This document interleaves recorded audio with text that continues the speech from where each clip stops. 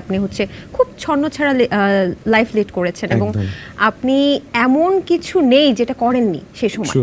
কি করেননি বা কি করেছেন, কি হয়েছিল তখন, কেন ছন্নছাড়া ছিলেন? আসলে বেশিরভাগই এখানে বলা যাবে না ওপেনলি টিভিতে এই ধরনের কার্যকলাপ। আজকে আমি চাই আমি রেহান রাসেলকে অন্যভাবে প্রকাশ করতে চাই, কারণ আমি প্রত্যেকটা ইন্টারভিউতে দেখেছি এতটা কিভাবে নিজেকে গুটিয়ে রাখেন আমি জানি না। আজকে চাই কিছুটা, দর্শকদের কিন্তু অনেক জানার আগ্রহ আপনার সম্পর্কে, তো কিছুটা ফ্ল্যাশ তো করতেই হবে আজকে। আচ্ছা, কিছুটা যদি ফ্ল্যাশ করি তাহলে ব্যাপারটা ছিল এমন যে I was very much open to everything. মানে আমার কাছে সব কিছুই, আমি কোনো কিছু জাজ করতে ভালো লাগতো না এবং কেউ আমাকে জাজ করলেও আমার ভালো লাগতো না। সেই কারণে আমি সব সময় দেখা যেত যে স্বাভাবিকভাবে মানুষ যেটা করে তার চেয়ে একটু দূরে সরে গিয়ে কাজগুলো করতে চাচ্ছি। যেমন সবার শো হতো রাত্রে 12টা 12:30টায় শেষ, আমার শো শুরু হতো রাত্রে 1টায়। সবাই রাত্রে 3টায় যাদের কাজ ছিল, প্রডিউসাররা গাড়ি নিয়ে বের হতো, আমি বের হতাম হাঁটতে হাঁটতে, কারণ আমার রাতের ঢাকা শহর দেখতে ভালো লাগে, যেখানে যেতে ইচ্ছা করে। And last but not the least, I still do and I use to love beautiful women, এবং আমি তাদের সাথে ফ্লার্ট করতে পছন্দ করতাম, এখনো করি, খুব ভালো লাগে।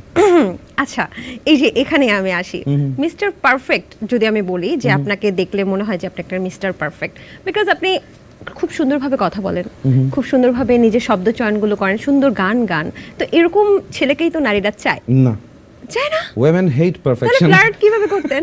women hate perfection। আমার একটা ব্যক্তিগত চিন্তা ভাবনা হচ্ছে এরকম যে men are natural, পুরুষরা অনেক বেশি ন্যাচারাল হয়, তো অতিরিক্ত ন্যাচারাল আবার যারা হয় তাদেরকে সবাই নিতে পারে না, যে সবকিছু এত ক্যাজুয়াল, এত নর্মাল, এত ইজিলি কেন হবে, ইট শুড বি কমপ্লিকেটেড। তাহলে আপনি কি ক্যাজুয়াল না?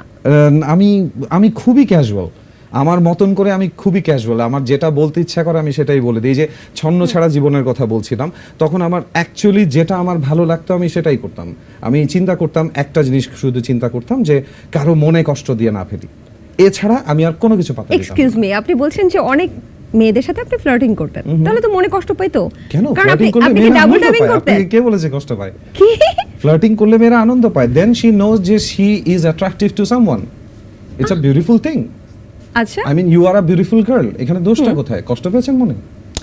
আমি কষ্ট পাইনি, বাট এটা তো ফ্লার্টিং এর মিনিং না। ফ্লার্টিং এর মিনিং তো আমরা অনেক কিছু বুঝি, অনেক কিছু বুঝি, যে একটা মেয়েকে কেন আমি বলবো যে আপনি সুন্দর, কেন আমি বলবো যে মেয়েটাকে আমার সুন্দর লেগেছে। আচ্ছা, তারপর তো মেয়েটা প্রেমেও পড়ে যেতে পারে, পড়ে যাওয়াটাই তো স্বাভাবিক। তার দুর্বলতা, আপনার দুর্বলতা না। আচ্ছা, আমি হিমালয়কে অনেকবার বলেছি, সমুদ্রকে অনেকবার বলেছি তুমি সুন্দর, সে আমার প্রেমে পড়েনি। নারী কেন পড়েছে? চাপা মারতেন? নারী কেন পড়েছে? না, হিমালয় অসুন্দর, আচ্ছা, সমুদ্র অসুন্দর, কই না তো।